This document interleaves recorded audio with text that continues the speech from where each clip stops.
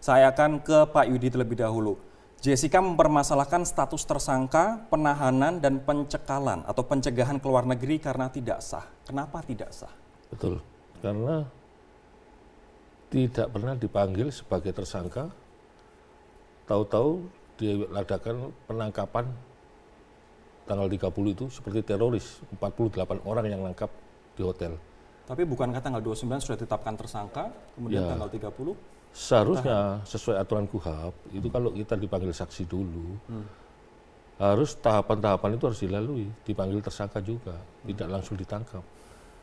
Kalau ditangkap teroris oke, kita ini bukan teroris. Jadi dari segi penahanannya, penangkapannya Anda mempermasalahkan ini mengatakan tidak sah. Bagaimana dengan status tersangkanya, penetapan tersangka Saya pada tidak tanggal 29 Januari? Mengajukan penetapan itu, saya tidak gugat ya, penetapan tersangkanya. Boleh saja mendalikan Jessica Kumala sebagai tersangka dengan 2 alat bukti yang cukup, bahkan 4 alat bukti yang katanya polisi dimiliki. Lah saya kooperatif saja sebetulnya. Tapi Pak Yudi, bukankah kalau sidang pra-peradilan itu yang dipermasalahkan, yang digugat adalah status tersangkanya, Pak? Ya itu, sesuai KUHAP, karena pasal 3 KUHAP itu peradilan itu sesuai undang-undang ini. Pasal 3 KUHAP itu baca. Jadi tidak ada yang lain, saya asumsi putusan Mahkamah Konstitusi, ya KUHAP ini yang saya acuan sebagai nyawanya pra-peradilan ini. Gitu. Anda tetap yakin polisi tidak memiliki bukti konkret? Bukti konkret di sana, itu kan, boleh saya cerita ya, di Oliver Cup itu ada 8 CCTV. Ya. Bila perlu, iya Oliver ya. Bila perlu nanti hakim saya ajak ke sana, PS, pemeriksaan setempat. Selama ini yang diungkap CCTV-nya berapa? Karena polisi selama ini polisi tidak pernah itu CCTV ketutupan paper bag. Ya silakan aja lah, boleh ketutupan daun, palang pintu, kayak sekali apapun. Itu urusannya polisi. Tapi saya yakin itu 8 kamera itu bisa dilihat mata. Lebih dari matanya sepasang orang saksi ini. Itu kan bisa memberi petunjuk. Adakah perbuatan Jessica menaruh racun pada waktu yang jam 16.15 itu. Dan selama ini polisi tidak membuka 8 CCTV? Tidak membuka karena saya pun tidak diberitahu. BAP saja tidak diberitahu saya. Tidak dikasih kopi. Yaitu melanggar pasal 72 KUHAP. Lalu itu saya aneh. Bapaknya Mirna bisa melihat begitu gamblang, alasan itu bapaknya. Tapi sebagai penasihat hukum, kita tidak diizinkan melihat itu. Aliasnya rahasia. Gitu. Anda melihat ada ketidakadilan antara perlakuan kuasa hukum itu kan Anda yang ngomong ya, tapi saya boleh cerita saja. Saya ngomong, tapi saya ingin kesetujuan Anda setuju atau tidak dengan pernyataan saya? Bisa saja. Itu merupakan ketimpangan. Saya takut nanti ada orang tersinggung nanti. Okay. Ya.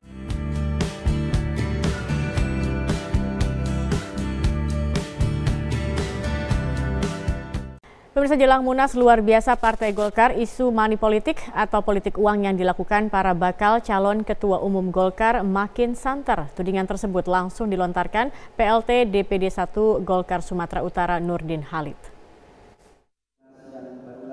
Menjelang pelaksanaan musyawarah nasional luar biasa Partai Golkar, isu adanya money politik atau politik uang kian santer terdengar. Ditenggarai, bakal calon Ketua Umum Partai Golkar yang hendak berlaga di dalam bursa pemilihan Ketua Umum Partai berlambang beringin tersebut menggunakan uang untuk membeli pengaruh para kader. PLT DPD 1 Golkar Sumatera Utara Nurdin Halid bahkan membenarkan adanya salah satu calon Ketua Umum Golkar yang dicurigai berpolitik uang. Nurdin Halid mengaku menerima laporan tersebut dari salah satu pengurus DPD 2 yang menerima uang dari salah satu tim sukses salah satu bakal calon Ketua Umum Partai Golkar. Pengurus DPD 2 itu mengaku diberi uang $10.000 Singapura atau sekitar 95 juta rupiah untuk memberikan suara dukungan kepada si bakal calon. Pengakuan, orang ini saya beri penghargaan yang setinggi-tingginya itu. Dan saya beri apresiasi karena mereka mengaku sendiri. Dia mengaku sendiri. Kronologisnya pun sudah dijelaskan. Dari resepsionis diajak masuk ke kamar. Dari kamar disuruh tekan dulu pernyataan dukungan. Setelah itu diserahkan amplopnya. Sudah itu sebelum pertemuan ini. Sebelum pertemuan itu. Jadi cukup sampai situ dan ini di stop. Dan saya sudah menghubungi semua calon-calon yang menghubungi saya maupun yang saya kenal supaya hentikan itu, silakan meminta dukungan tetapi tidak boleh transaksional karena itu akan merusak Partai Golkar. Mari kita ciptakan suasana demokrasi internal Partai Golkar dengan memberi pencerahan demokrasi bagi bangsa ini. Sementara itu, Abu Rizal Bakri yang kerap disapa Ical menjelaskan untuk menghindari adanya politik transaksional, mekanisme surat dukungan DPD 2 Golkar tidak akan berlaku dalam Munaslup Golkar yang akan digelar akhir Maret atau awal April mendatang. Untuk mengantisipasi peluang transaksi politik uang, Ical mengatakan panitia Munaslup akan membuat peraturan tertulis yang menyatakan bakal calon ketua umum Partai Golkar akan didiskualifikasi jika ada bukti kuat adanya transaksi jual beli suara. Lalu kemudian setelah itu nanti kepada tim, nanti kepada panitia, kami sudah minta nanti dibuatkan satu peraturan bagi yang melakukan satu money politik, dilakukan satu diskualifikasi. Harus ada peraturannya dan saya tadi meminta untuk nanti kepada panitia kemudian membuat satu peraturan itu secara tertulis. Rencananya kepanitiaan Munaslup Partai Golkar akan dibentuk dalam rapat pleno yang digelar pekan depan. Diharapkan Munaslup pada kali ini jauh dari politik transaksi uang yang hanya untuk meraih kekuasaan sesaat. Dari Jakarta, Clara Alverina, Ade Permana, Metro TV.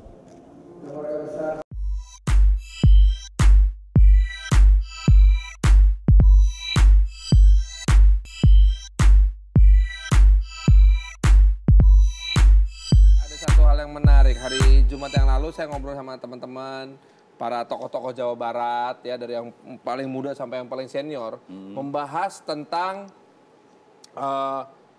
land reform, ya kan, reformasi agraria. Ya. Karena waktu sekarang ini di Jawa Barat lagi ada heboh-heboh tentang pengalihan lahan dari lahan perkebunan menjadi rel kereta api dan juga tempat-tempat industri.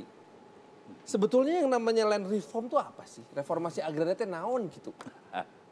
Jadi reforma agraria itu adalah sebuah mereform soal fungsi-fungsi utama dari lahan gitu. Jadi kita menstrukturkan kemanfaatan untuk kehidupan masyarakat. Pak, ini saya ada titipan dari teman-teman, terutama wali kota, bupati yang nanya, ini niat untuk mencabut pajak bumi dan bangunan beneran mau diterapkan, Pak? Loh, saya katakan bahwa pertama adalah kita berpikir pajak bumi dan bangunan. Pajak bumi itu sebetulnya kan ini kan jangan orang tinggal seolah-olah menyewa. Lahan ini, tanah ini kan milik negeri tercinta. Kita sebagai warga negaranya masa harus bayar tiap saat, tiap tahun seperti menyewa. Muncul pertanyaan, siapa sesungguhnya pemilik tanah ini? Kalau ini tanah ini milik negara, maka saya sebagai warga negara pasti harus bayar. Itu prinsip dasarnya. Nah, itu yang menurut saya jadi dasarnya berpikir supaya jangan sampai ada proses atau kebijakan yang menggerus, yang meredusir rasa nasionalisme. Secara prinsip, sebuah rasa kebangsaan membuat kita memang memiliki tanah ini. Oh iya. Jadi saya kira dasarnya adalah ketika pajak bumi, ya kan. Jadi yang kedua adalah pajak bangunan. Ketika pajak bangunan, ya kan itu kan kewajiban misalnya membayar, ya misalnya Om Farhan membayar pajak rumah nih, bangunan kan. Nah kalau rumahnya Om Farhan bocor, berlumut, retak, mau itu harusnya kan udah bayar pajak, harusnya ngadu ke pemerintah. Dibenerin dong. Iya, nah itu logika yang paling sederhana. Jangan sampai ada orang, ada masyarakat yang tidak mampu membayar PBB, kemudian dia terpaksa harus angkat kaki dari lahannya karena ketidakmampuan bayar PBB. Itu prinsip dasar. Apalagi PBB itu kalau itu ada yang sampai per tahun mesti bayar sampai 50 juta loh. Iya, karena rumahnya di Pondok Indah, masa nggak mampu bayar 50 juta. Menghadapi pemilu kada Jawa Timur 2018, PDI Perjuangan mulai mencari nama-nama potensial yang akan diusung sebagai calon gubernur. Salah satu pendekatan yang dilakukan dengan menggandeng tokoh dari kalangan Nahdlatul Ulama atau NU. Sekjen PDI Perjuangan Hasto Kristianto menyatakan kesiapan partainya mengusung calon dalam pemilihan Gubernur Jawa Timur 2018 mendatang. Hasto yang hadir dalam rapat kerja PDI Perjuangan Kota Surabaya Sabtu malam menyatakan berbagai persiapan sudah dilakukan, termasuk menjaring nama potensial, yaitu salah satunya Wali Kota Surabaya Tri Risma hari ini. PDI Perjuangan juga membuka peluang untuk menggandeng tokoh NU karena Jawa Timur merupakan basis terbesar kaum Nahdliyin di Indonesia. Pada pemilihan Gubernur Jawa Timur 2013, PDI Perjuangan mengusung kadernya sendiri yaitu Bambang Deha dan Said Abdullah. Namun pasangan ini kalah oleh pasangan petahana Soekarwo Syaifullah Yusuf.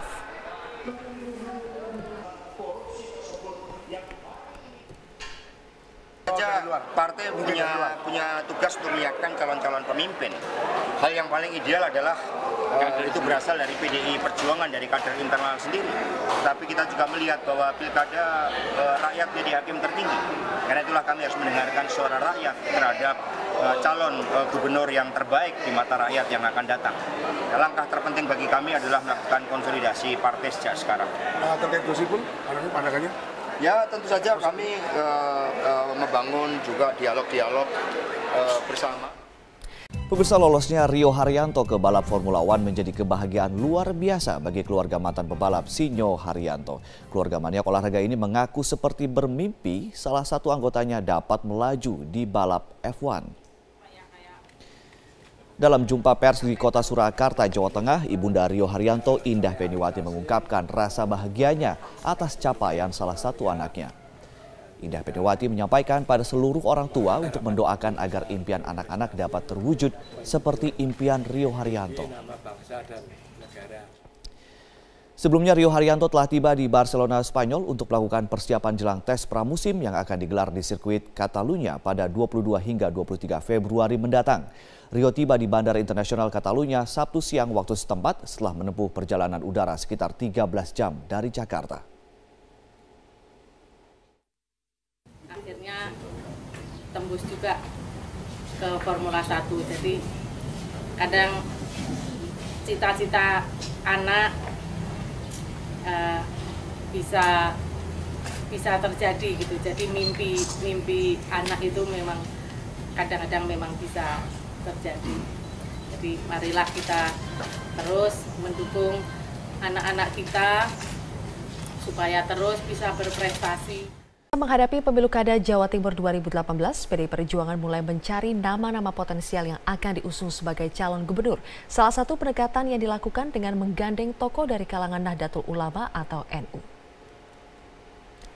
Sekjen PDI Perjuangan Hasto Kristianto menyatakan kesiapan partainya mengusung calon dalam pemilihan Gubernur Jawa Timur 2018 mendatang.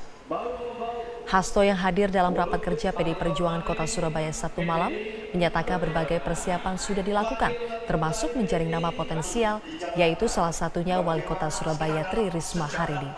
PDI Perjuangan juga membuka peluang untuk menggandeng tokoh NU karena Jawa Timur merupakan basis terbesar kaum Nahdliyin di Indonesia. Pada pemilihan Gubernur Jawa Timur 2013, PDI Perjuangan mengusung kadernya sendiri yaitu Bambang Deha dan Said Abdullah. Namun pasangan ini kalah oleh pasangan petahana Soekarwo Syaifullah Yusuf.